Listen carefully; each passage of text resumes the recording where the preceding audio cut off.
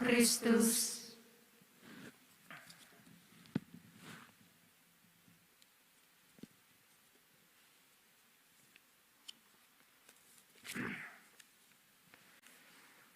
Para saudara yang terkasih di dalam Kristus,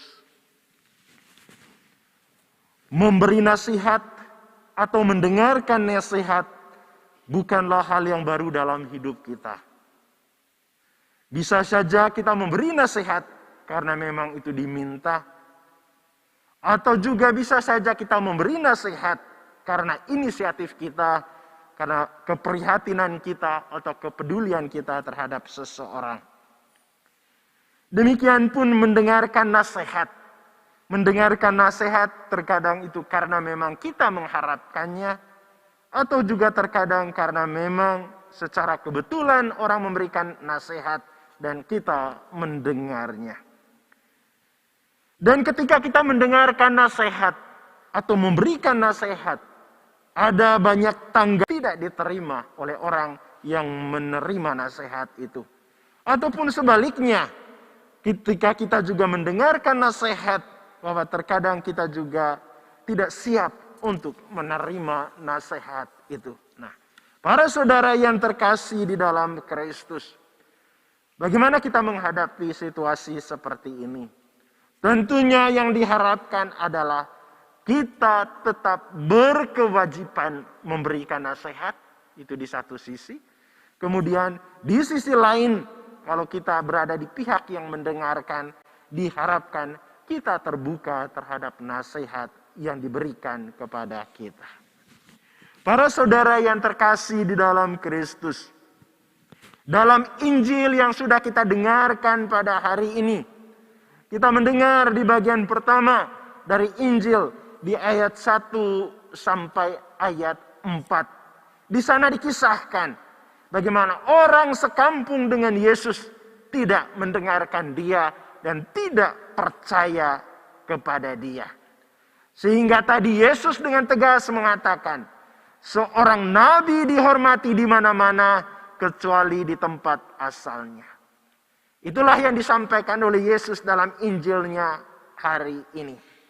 Dan itu terjadi ketika dia mengunjungi kampung halaman.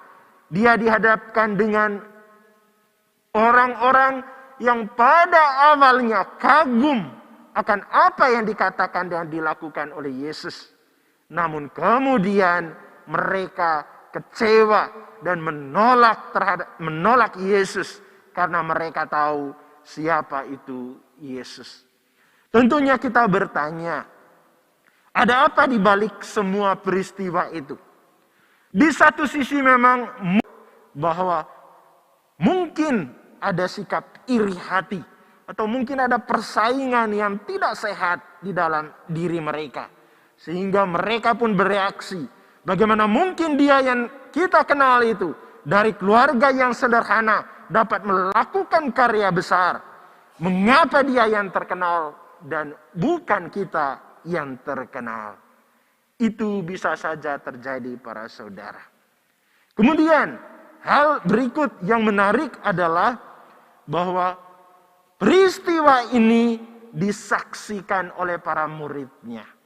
Peristiwa Yesus ditolak ini juga disaksikan oleh para murid. Nah, itu bagian pertama Injil hari ini. Apa yang dapat kita renungkan dari bagian pertama Injil hari ini para saudara, dari ayat 1 sampai 4. Pertama yang dapat menjadi bahan permenungan kita hari ini adalah orang di tempat asal Yesus adalah orang yang dekat dengan Yesus. Dan reaksi mereka tadi jelas. Awalnya kagum, tapi kemudian akhirnya mereka menolak Yesus. Nah, tentunya kita bertanya, bagaimana dengan kita? Apakah kita adalah orang-orang yang dikategorikan dekat dengan Yesus? Sesungguhnya para saudara yang terkasih, kita adalah orang-orang yang dibaptis, yang sudah diangkat menjadi anak Allah. Itu dengan sendirinya kita adalah bilangan orang yang dekat dengan Yesus. Secara eksplisit mungkin kita tidak menolak Yesus. Namun terkadang para saudara yang terkasih di dalam Kristus mengajarkan kebenaran bagi kita semua. Padahal kita tahu para saudara yang terkasih, Yesus itu datang sebagai imam, sebagai raja, dan sebagai nabi untuk menyelamatkan kita semua. Terkadang dalam hidup ini kita juga jatuh dalam dosa keraguan itu. Itu hal pertama yang dapat menjadi bahan permenungan kita. Hal kedua yang dapat menjadi permenungan kita adalah belajar dari orang-orang yang dekat dengan Yesus. Orang sekampung dengan Yesus memiliki sifat iri hati. Nah, bagaimana dengan kita? Apakah sifat itu ada dalam diri kita? Saya yakin kalau kita jujur, sifat iri hati ini ada dalam diri kita masing-masing. Tentunya kadarnya seorang dengan yang lain berbeda. Terkadang dalam hidup ini ketika kita menjumpai orang yang dengan penuh semangat mewartakan Yesus, terkadang kita tidak mendengarkan dia. Karena kita lebih memperhatikan siapa dia dan bukan apa yang disampaikannya. Itu yang terjadi para saudara. Itu berarti lagi-lagi kita orang yang dekat dengan Yesus sama dengan dalam bacaan Injil hari ini. Menolak mungkin tidak secara eksplisit, tetapi secara implisit ada penolakan dalam diri kita. Kemudian hal ketiga yang dapat menjadi permenungan kita dari bagian pertama Injil hari ini adalah para murid menyaksikan penolakan terhadap Yesus. Itu berarti para saudara, para murid juga, kita menyaksikan bagaimana para murid juga punya pengalaman yang serupa. Mereka ditolak.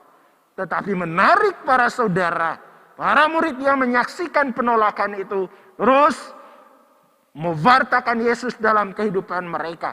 Seperti yang dinasihatkan oleh Allah sendiri dalam bacaan pertama kepada Yeskiel tadi.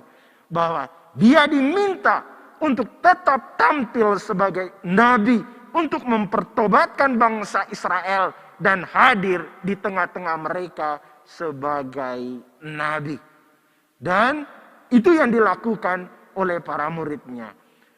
Dan tentunya harapannya bahwa melalui Injil ini kita juga yang percaya kepada Yesus dipersiapkan oleh Yesus sendiri bahwa kelak atau mungkin saat ini kita mendapatkan penolakan karena mewartakan Yesus.